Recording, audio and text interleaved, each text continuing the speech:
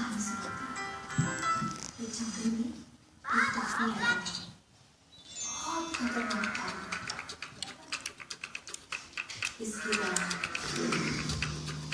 एक दिन police officer आया। बहुत डरा था। बिल्कुल पापा की तरह। उसने उन्हें इतना मारा कि उनका